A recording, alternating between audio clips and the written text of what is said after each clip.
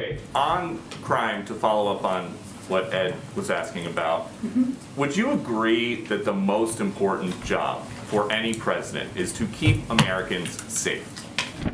I would agree. So you said that the president's never satisfied if people don't feel safe. Does he know that after a year in office, people do not feel safe in this country? Well, Peter, I think if we look at the facts here, we've seen a surge of crime over the last 2 years. Would you agree with that? So what are you attributing the rise in crime to then? Well, I think we should be responsible in how we're reporting to the public what the roles are, what the reasons for the surge in crime. Gun violence is a huge reason for the surge in crime.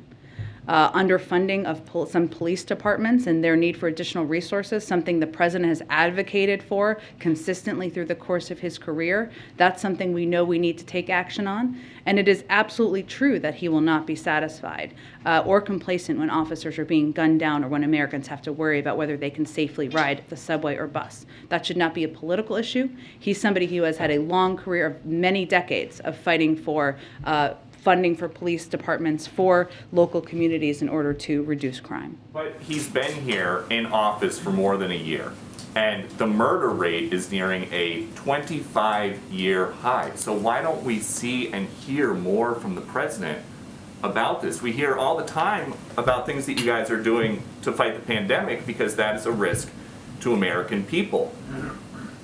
A rising murder rate is a risk to American people too, right? And he has spoken to crime. But I think what people are most focused on, as they should be, are what actions he has taken. He has unveiled a strategy to focus federal law enforcement resources on combating violent crime, offered unprecedented levels of funding through the rescue plan for cities and states to put more cops on the beat, and invest in proven community anti-violence programs, something every Republican voted against. The Department of Justice has announced $139 million in grants to cities for community policing, which will put 1,000 more officers on the streets. He's also proposed doubling those grants, and he's called for an additional $750 million for federal law enforcement. He's announced a zero-tolerance policy for gun dealers who willfully sell illegal guns, and we've launched gun trafficking strike forces in New York and cities across the country. Actions are important here, and he has a long record of them. But does the president think that any of that is working? The president thinks you should have a plan to address crime and gun violence. He has one, and we look forward to working with people who support that effort. But as the murder rate nears a 25-year high, would he consider maybe trying something different?